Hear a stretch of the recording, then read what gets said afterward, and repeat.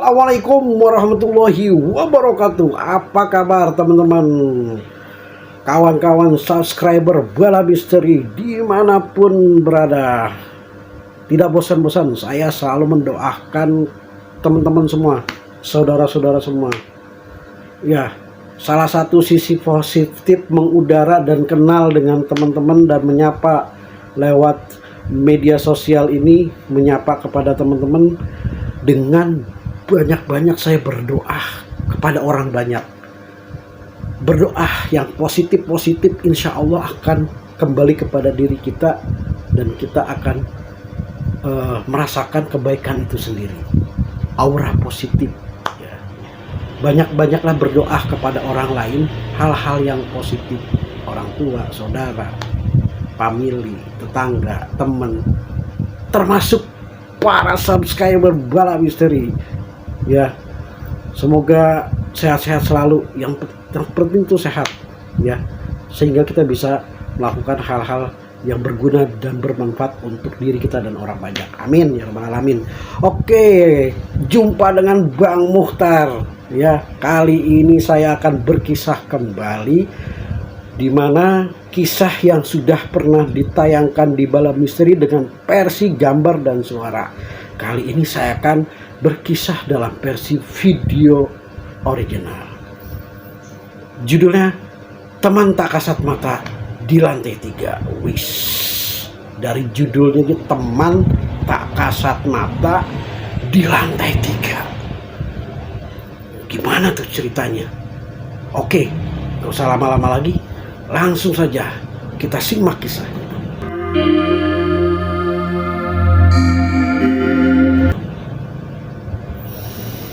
Tahun 1999, di penghujung 99 masuk awal 2020, yang kita tahu kondisinya pada saat itu Indonesia diumumkan atau diberlakukan PPKM, pembatasan interaksi antar kita personal ya, di lockdown ya. Bencana dunia yang berimbas juga ke Indonesia yang akhirnya kita rasakan. Pada saat itu saya di Bandung bertugas di salah satu perusahaan facility service ya. Kondisi di mana ditutupnya akses antar wilayah, antar kota. Angkutan umum pun satu persatu sudah mulai di stop. Pada saat itu saya biasa menggunakan travel untuk berangkat ke Jakarta atau pulang dari Bandung. Informasinya travel yang biasa saya gunakan itu tinggal satu pool yang masih membuka layanan. Dengan keputusan yang berat akhirnya saya kembali ke Jakarta dengan konsekuensi cut. Akhirnya saya kembali ke Jakarta dengan segala resiko yang ada. Sampailah saya di Jakarta, seperti biasa membuka baju, sepatu, pakaian kelengkapan yang kita gunakan, tidak langsung masuk ke rumah, cuci di depan teras. Pokoknya teman-teman rasain sendiri lah gimana kondisi yang membuat kita masing-masing ada rasa ketakutan yang berlebihan ya, seperti itu. Masuk rumah nggak langsung interaksi sama anak, bini gitu kan. Singkat cerita, pulang dari Bandung saya sakit 1 tahun ya, yang sempat rame juga penyakit GERD yang lumayan banyak dari saudara-saudara kita direnggut nyawanya akibat penyakit GERD ya. Memang penyakit GERD ini penyakit dalam yang dibilang bahaya ya bahaya, dibilang enggak ya enggak ya. Ya, apapun penyakit ya berbahaya lah. Cuma di kondisi-kondisi tertentu suka kambuh dadak gitu, apalagi tengah malam, sesak napas ya, seperti itu. Saya merasakan sekali 1 tahun saya sama sekali tidak bisa ngapa-ngapain. Di tengah saat saya mengalami sakit, boro-boro beraktivitas, diri pun seperti rasanya mau jatuh bawa motor tangannya pun gemeteran gini, mau belok rasanya tanahnya juga ikut miring ya dengan kondisi yang nggak mungkin saya untuk beraktivitas. Nah, akhirnya saya memutuskan untuk beristirahat. Di saat-saat seperti itu ada aja beberapa perusahaan yang meminta untuk bergabung, membantu untuk mengawasi beberapa areanya, karena memang basic saya dulu ada sebagai rekrutmen dan sebagai supervisor ya, berawal dari tukang sapu ya, asal ada kemauan di situ ada jalan. Akhirnya saya bekerja di salah satu, setelah pulih akhirnya saya bekerja di salah satu perusahaan training dan sertifikasi.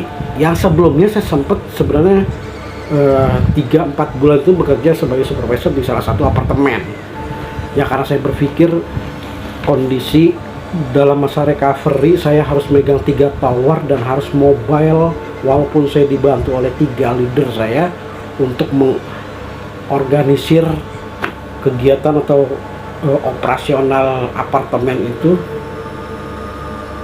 Akhirnya secara fisik saya mengukur badan juga pada saat itu. Ada tawaran di salah satu perusahaan pelatihan dan sertifikasi. Akhirnya saya minat untuk bisa bergabung di situ dan kembali saya ke dunia SDM ya, rekrutmen. Tapi kali ini bersinggungannya bukan dengan rekrutmen, tapi lebih kepada tetap bicaranya SDM, tapi lebih kepada pelatihan dan sertifikasi. Karena memang kondisinya pada saat itu pembatasan interaksi antar kita ya tahu sendirilah kondisinya seperti apa, nggak perlu saya kupas di sini, teman-teman semua ngerasain. Dan pelan-pelan dilakukan kebijakan untuk pelonggaran, dan pelan-pelan juga kita mulai kegiatan tatap muka. Pada saat itu saya menyiapkan kegiatan dari permintaan klien. Kebetulan kegiatan tatap muka atau offline itu lokasinya nggak jauh dari kantor pusat. Karena posisi klien pada saat itu posisinya tidak jauh dari kantor pusat, akhirnya saya berinisiasi untuk tidak bermalam di hotel dan saya memutuskan untuk bermalam di kantor. Ya kebetulan di kantor di lantai 3 itu ada 2 kamar. Nah, di kantor ada kawan, sebut saja Bang Sofyan. Kebetulan tinggal di situ. Nah, di hari pertama, karena kegiatan offline atau tatap muka itu berjalan 2 hari ya. Di hari pertama itu tidak ada hal-hal yang aneh-aneh lah.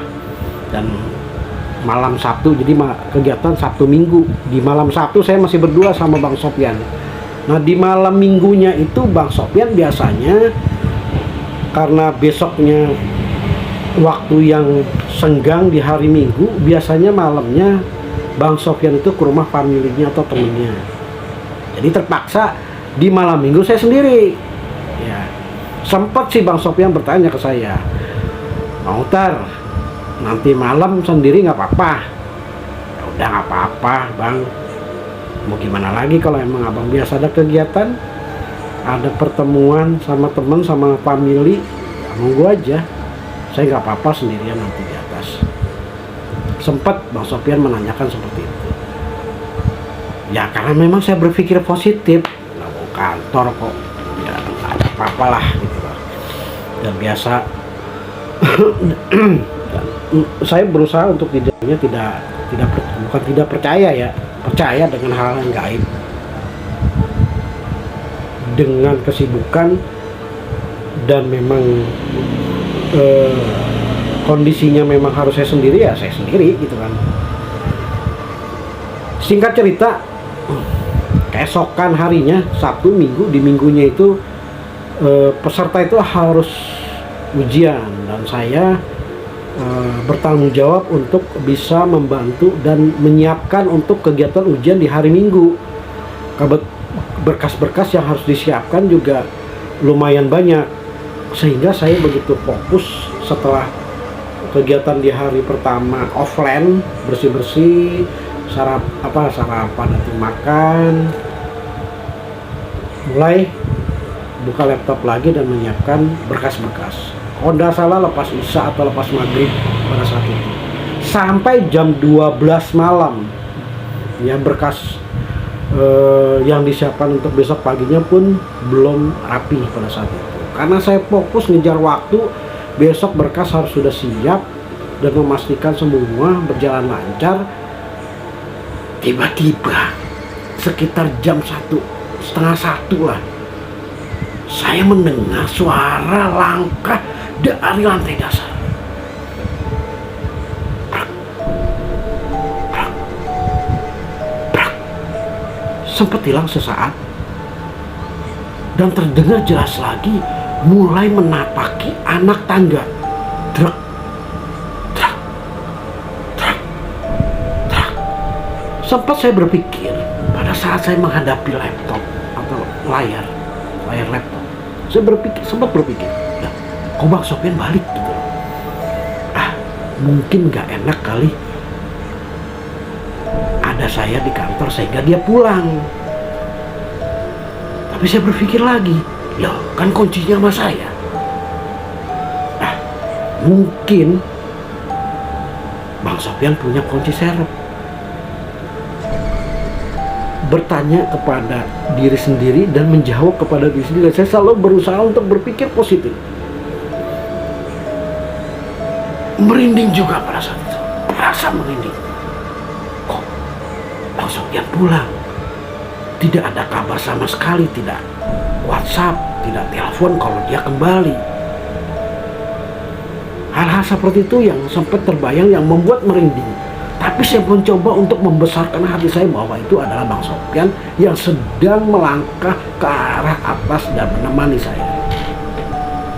Trak, trak, trak.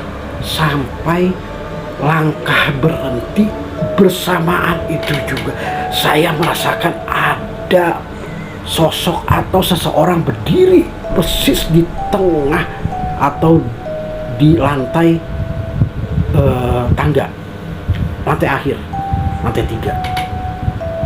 Seperti kita dari kejauhan, kalau ada orang yang melihat kita itu kayak merasa kayak kecolek dari jarak jauh, gimana sih nengok ke belakang gitu.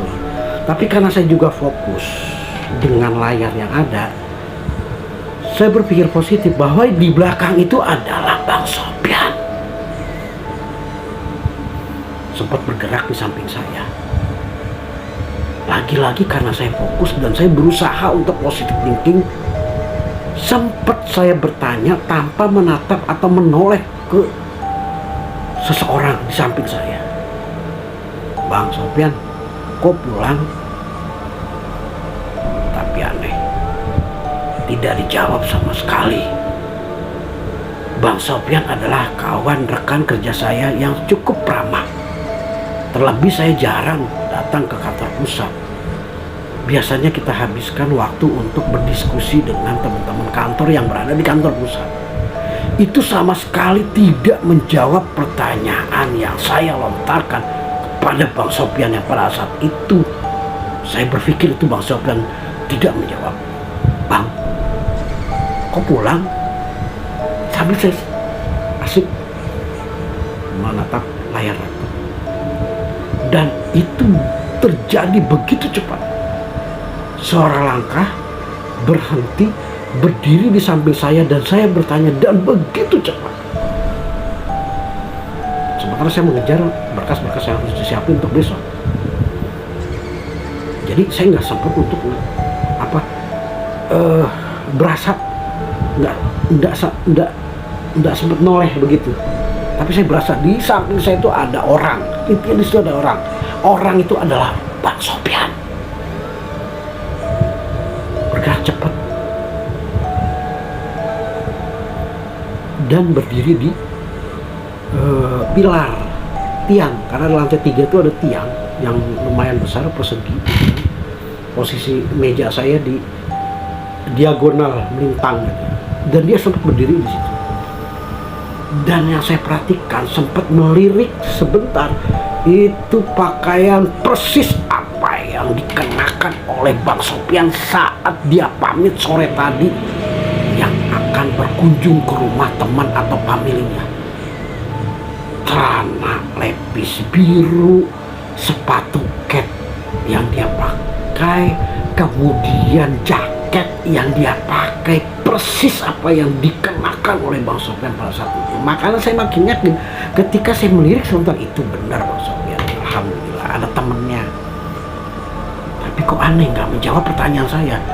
Positive thinking lagi saya, mungkin capek habis naik tangga dari lantai dasar ke lantai 3, mungkin capek. Dan waktu bergerak, Bang Sofyan, yang saya anggap itu Bang Sofyan, ke arah ruangan depan. Karena lurus di mana saya duduk itu ada ruangan dan ke arah situ. Kebetulan kacanya itu juga agak tertutup sehingga saya juga tidak memperhatikan Bang Sofyan tuh membuka pintu. Pokoknya ketika saya melirik sebentar itu udah nggak ada. Pokoknya saya berpikir Bang Sofyan sudah masuk ke ruangan itu. Hampir jam 1 kurang, jam 1.45, jam 1.50 lah kurang lebih. Saya rasa udah cukup berkas yang saya siapkan. Akhirnya karena badan juga sudah lelah, kegiatan tadi pagi sampai sore dan saya harus menyiapkan berkas lagi. Akhirnya saya pamit dengan Bang Sofyan yang berada di ruangan itu. Sampai saya bertanya, sampai saya menyapa ke Bang Sofyan, "Bang, izinnya saya ke kamar duluan istirahat." Tapi lagi-lagi saya pamit untuk beristirahat, Bang Sofyan pun tidak menjawab apa yang menjadi kata-kata atau apa yang saya sampaikan pada saat itu. Pamit saya sama Bang Sofyan. Biasanya Bang Sofyan itu orangnya ramah, tapi kali ini lagi-lagi dia tidak menjawab sama sekali. Dan saya yakin di situ ada orang di ruangan itu. Bergegas saya balik ke kamar, merapikan barang-barang yang saya gunakan dan masuk kamar menyiapkan pakaian yang harus saya packing karena setelah kegiatan ujian saya tidak kembali ke kantor lagi dan langsung kembali ke Jakarta. Malam itu juga saya packing, saya rapikan supaya besok tidak kerepotan dan lebih siap. Di tengah ketika saya ingin beristirahat, kembali saya mendengarkan suara langkah di koridor arah 2 kamar itu.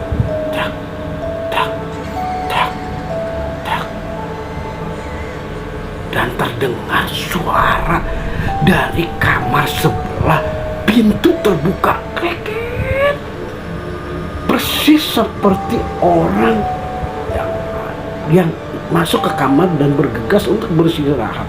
Seperti apa yang saya lakukan? Drak, cetek, nyalain lampu.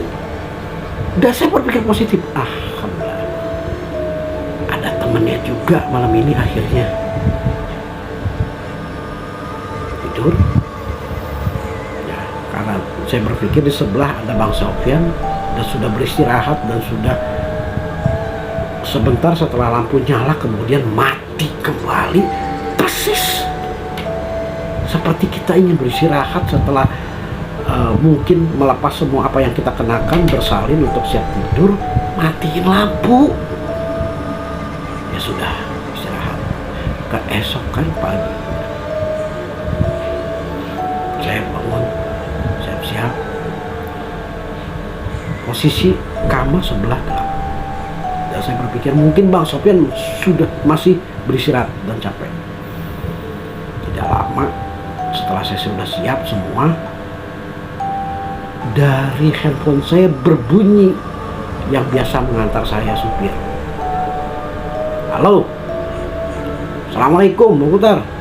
"Salam ya Agus," sebut saja yang biasa antar saya itu Om Agus.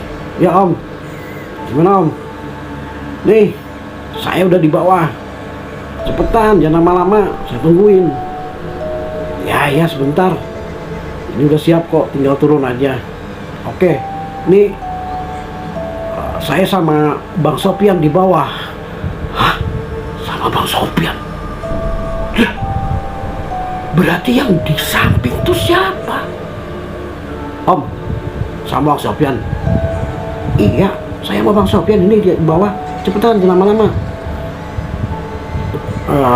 Yaudah, ada apa sih? Ntar nggak ada apa-apa. Ntar deh saya cerita di bawah. Ketika itu setelah saya menutup telepon, merinding semua bulu kuduk saya. Bergegas saya turun ke bawah dengan langkah lebih cepat. Sampai saya membuka pintu pun gemeteran. Membuka pintu saking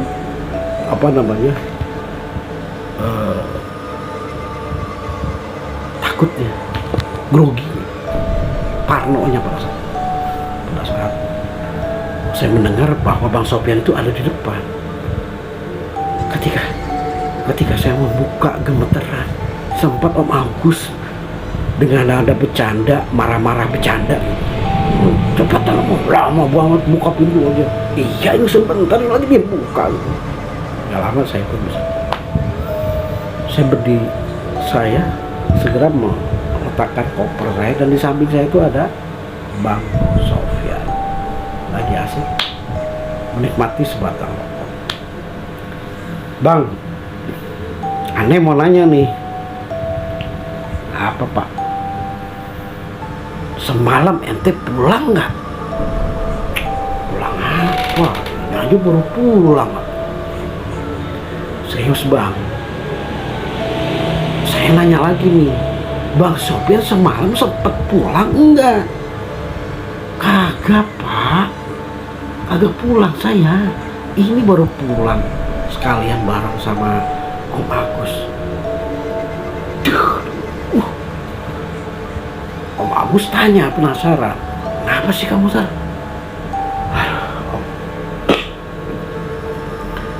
Semalam ada orang naik ke atas ke lantai 3, persis nih pakaian yang dipakai sama Bang Sofyan. Celananya sama, lepis biru, sepatu catnya sama, udah mirip banget, tingginya sama. Pada saat itu semalam saya berpikir itu Bang Sofyan, dan memang saya sempat sanksi, kenapa kok tiba-tiba Bang Sofyan pulang tanpa ngabari saya. Ternyata kunci di saya, kunci kantor di saya. Yang kedua, kenapa Bang Sofyan ditanya kagak jawab?